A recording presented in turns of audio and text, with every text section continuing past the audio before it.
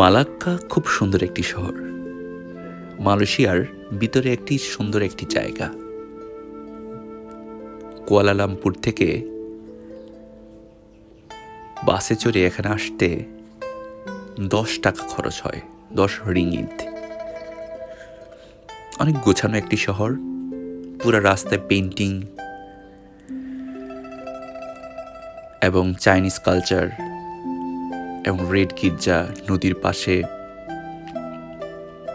নদীর ক্যানেলের পাশে রেস্টুরেন্ট, দেখে মুগ্ধ হওয়ার মতো। অনেক দূর চলে যাওয়া যায়। কুয়ালালামপুর থেকে মাত্র 2 ঘন্টার পথ। ডে ট্যুর যে কোনো সময় করা যায় এখান থেকে। তাই বলবো, আপনারা যারা কখনো মালয়েশিয়াতে আসবেন অবশ্যই এই জায়গাটা রাখতে পারেন আপনার ভ্রমণের জন্য। আপনার ভালো লাগবে যদি আপনার কালচার, ঐতিহ্যবাহী জিনিস আপনার ভালো লাগে। আর আমরা এখন ওই মালয়েশিয়াতে যে কয়েকদিন থেকেছিলাম, বুকটি বিংতাংয়ে থেকেছিলাম, দিনটা মনে হয় খসখসে, রাতটা হলে উদযাপন নেমে আসে মানুষের গান বাজনা সব কিছুতে। তাই সব কিছু মিলিয়ে সুন্দর ছিল। এয়ারপোর্টের সিনারি এখন দেখছি আমরা। চাঙ্গাই এয়ারপোর্ট সিঙ্গাপুরের। যখন সিঙ্গাপুর থেকে আমরা মালয়েশিয়া আসছিলাম, এই সুন্দর একটি দৃশ্য ধারণ করছিল, সবাই দেখছিল। খুব সুন্দর একটি এয়ারপোর্ট, রিল্যাক্স হওয়ার জন্য, স্বতঃস্ফূর্ততার জন্য ভালো আসলে। উপরে অ্যাকোরিয়াম, ভালোই তো।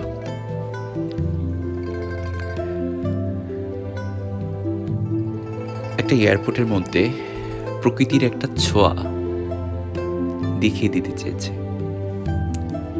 নতুন বছর উপলক্ষে পৃথিবীর সবখানি নতুন রূপে সাজে, যেমনটা সেজেছে মালয়েশিয়া। মালয়েশিয়া মুসলিম কান্ট্রি হলেও এখানে সব কালচার, অ্যাক্টিভিটির প্রার্থনালয় এখানে রয়েছে এবং নতুন বছরকে তারা উদযাপন করে খুব সুন্দরভাবে। মাঝে মাঝে ভাবি আমাদের দেশও যদি এমন হতো, মন্দ হতো না। অন্তত 1 সপ্তাহের জন্য সব কিছু বন্ধ। সরকারি অফিস আদালত তো বন্ধ হয় না কখনো, সর্বোচ্চ হলে 1 দিনের জন্য বন্ধ থাকে। মিনিমাম 1 সপ্তাহের জন্য বন্ধ থাকা উচিত, কারণ বছর শেষে স্কুল কলেজের ছুটি থাকে, তখন বাবা মা মিলিয়ে যদি কোথা থেকে ঘুরে আসা যায়, সেটা হলে বেস্ট হয়। যাই হোক, সেসব কথা না বলি, আমরা বিদেশি জীবনের গল্পে বলছি। দেখুন, একটা আবদ্ধ শপিং মলের মধ্যে, যেটা আমরা টুইন টাওয়ার, মালয়েশিয়ার টুইন টাওয়ারের ভিতরে অবস্থান করছিলাম। বর্তমান যে সিনারি দেখতে পাচ্ছেন, এটা হলো সিঙ্গাপুরে। সিঙ্গাপুর শহরটা অনেক সুন্দর, আমার কাছে ভালো লেগে সিঙ্গাপুর শহরটা, অন্তত মালয়েশিয়া থেকে ভালো লেগেছে। মালয়েশিয়াটা কেমন জানি গোছানো, তো মনে হলো যে মানুষজন অনেক বেশি। আর সবচেয়ে বেশি ভালো লেগেছে এই সিঙ্গাপুরের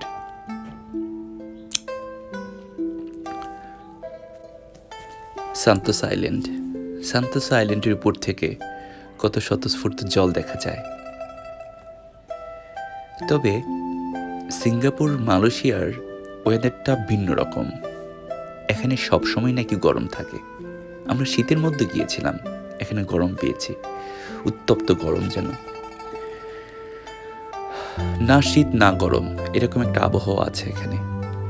তবে গরমের পরিমাণটা দুপুর হলে একটু বাড়ে, সন্ধ্যা হলে কিছুটা কমে যায়। তবে ঠান্ডা না, মানে একদম শীত বলে যেরকম তেমন না, নাতিশীতোষ্ণ। সান্তোসা আইল্যান্ডে অনেক নারকেল গাছ রয়েছে।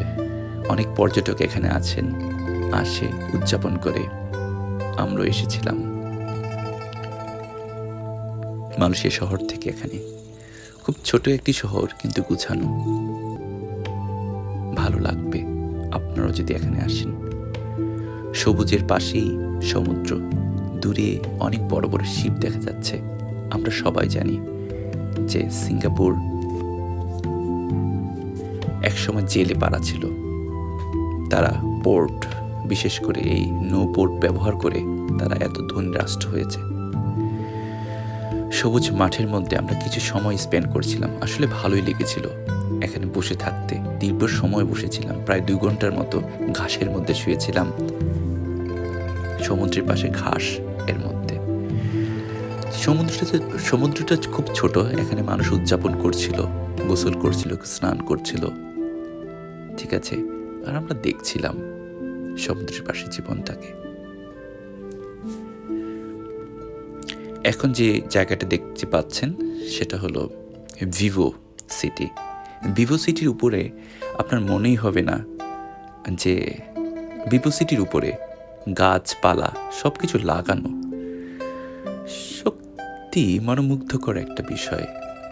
একটা 10 তলা 5 তলা বিল্ডিংয়ের উপরে যদি আপনি নারিকেল গাছ দেখেন বা কিছু প্রাকৃতিক গাছগাছালি দেখেন এটা পুরোটাই কিন্তু বিল্ডিংয়ের উপরে, ঠিক আছে? গাছগুলো লাগানো, বড় বড় নারকেল গাছগুলো লাগানো, খেজুর গাছ লাগানো, গাছগাছালি লাগানো, মানে রাস্তা মনে হবে আপনার একটু পথ দিয়ে হেঁটে যাচ্ছেন, এরকমটা মনে হবে আপনার বড় বিল্ডিংয়ের উপরে।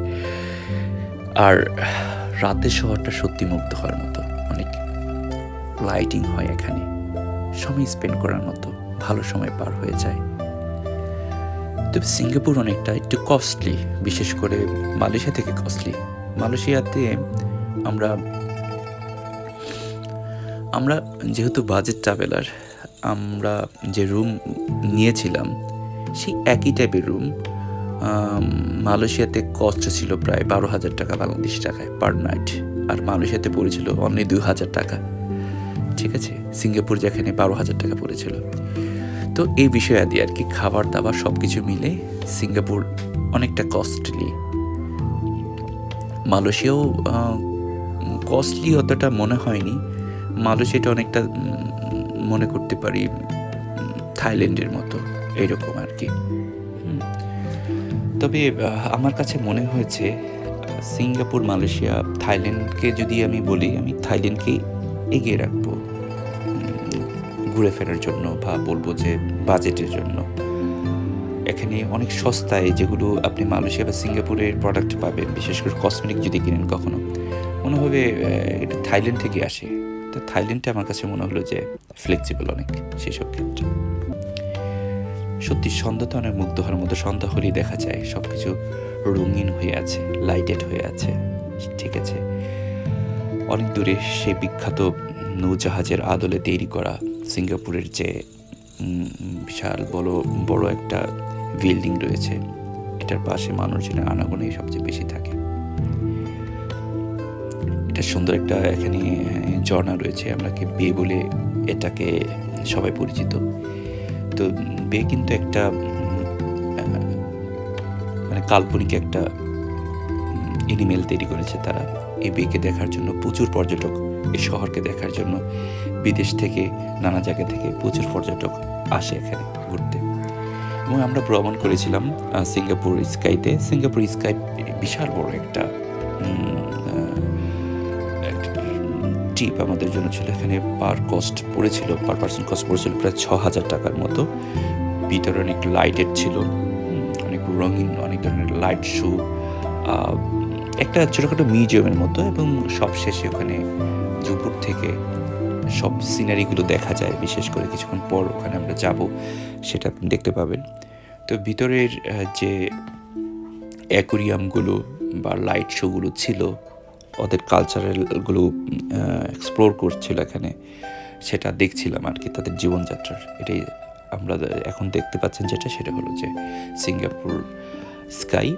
মানে সত্যি মনে হবে ক্যামেরার দৃষ্টিতে মনে হবে খুব ছোট, কিন্তু সত্যি যখন উপরে উঠবেন মনে হলো সমস্ত কিছু ছেড়ে আপনি সম্ভবত আকাশে উঠছেন, এরকমটা মনে হবেই আপনার। তবে সেই সিঙ্গাপুর স্কাইতে আমরা উঠবো। সিঙ্গাপুর স্কাই উপর থেকে অনেক সুন্দর একটা ভিউ দেখা যায়, পুরো সিঙ্গাপুর শহরটাকে দেখা যায়, এক পাশে সমুদ্র আরেক পাশে শহর। এই জিনিসটা সত্যি মুগ্ধ হওয়ার মতো, জীবনকে আরও বেশি উপলব্ধি করার মতো, ভালোবাসার মতো, সময় পেলে কখন চলে যাওয়ার মতো। তাই যদি সময় থাকতে আপনার বের হয়ে পড়ুন, ঘুরুন, জীবনকে উপভোগ করুন। জীবনে একটাই, জানি জীবনের এই ক্লান্তি, এই হতাশা জীবনের শেষ হবে না, আমরা মধ্যবিত্ত গরিব এরকম থাকবই, তবুও যতটুকু বের হয়ে যাওয়া যায়, শেখা যায়, জানা যায়, সেটাই জীবনের ছোটোখাটো সম্বল ধরা দিবে আমার কাছে মনে হয়।